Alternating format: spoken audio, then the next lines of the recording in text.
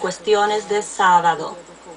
Desde la creación hasta el monte Sinaí, las enseñanzas y prácticas de Jesús, los apóstoles en el primer siglo, no hubo cambio en el día. Así que él luchaba para que la iglesia hiciera culto en el sábado del séptimo día.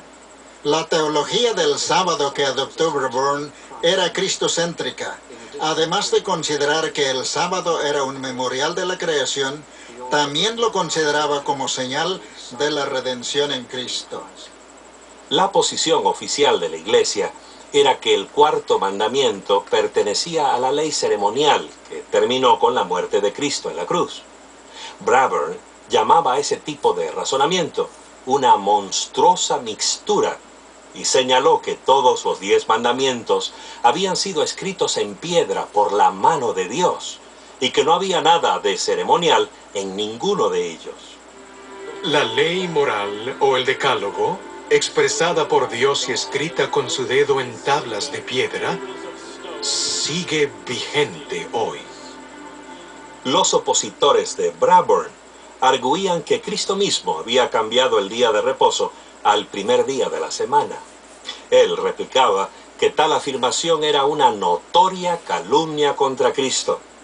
Sostenía su punto de vista señalando algo que debía haber sido evidente aún para sus adversarios. Es decir, que la Biblia no contiene ningún registro de que Cristo haya dicho siquiera una palabra acerca de alterar el sábado. Brabourne afirmaba que la observancia del domingo era un error cometido por la Iglesia de Roma, arraigado en la tradición y no en las Escrituras. Otros hombres del séptimo día estaban de acuerdo con él. No tenían temor de culpar a Roma del cambio del sábado al domingo. Pidieron que el Parlamento inglés corrigiera el error. Por la presente, exhortamos que restablezcáis el santo reposo del Señor a su día correcto. Esa forma de hablar era peligrosa. Algunos hombres del séptimo día pagaron muy caro por hablar valientemente. En 1632, el mismo Teófilo Brabourne fue arrestado y confinado a la cárcel de Gatehouse, en Londres. La corte le impuso una multa de 1.000 libras esterlinas, el equivalente a $150.000 de hoy. Lo despojaron de su licencia ministerial y ordenaron su excomunión de la Iglesia de Inglaterra. Además de todo eso, pasó 1 año y medio encarcelado. Pero ni las cortes ni las prisiones desviarían a Brabourne o a sus compañeros, hombres del séptimo día, de su noble propósito. Jaime Oxford era un bautista que vivía en la ciudad de Salisbury. En 1650 escribió un libro que proponía la observancia del séptimo día, titulada La doctrina del cuarto mandamiento. Uno de los principales argumentos, según el título de su obra, era que el cuarto mandamiento había sido deformado por el papismo. 100 ejemplares del libro de Oxford fueron confiscados por la autoridad del alcalde de Salisbury y se envió una muestra al Parlamento. En cuestión de días, la Cámara de los Comunes condenó el libro, argumentando que era erróneo, escandaloso y profano, y ordenó que todos los ejemplares en Inglaterra y Gales fueran quemados públicamente. Oxford mismo fue excomulgado y sentenciado a prisión. En cuanto a su libro, solo un ejemplar sobrevive hasta hoy en la biblioteca de la Iglesia de Cristo de Oxford, Inglaterra.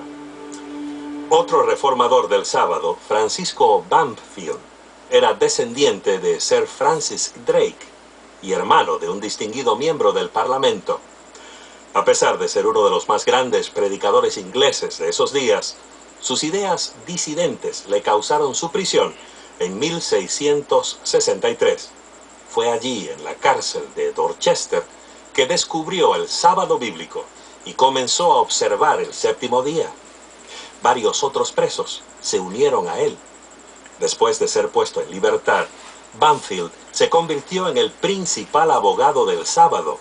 Fue a Londres y procuró organizar una unión de congregaciones observadoras del sábado.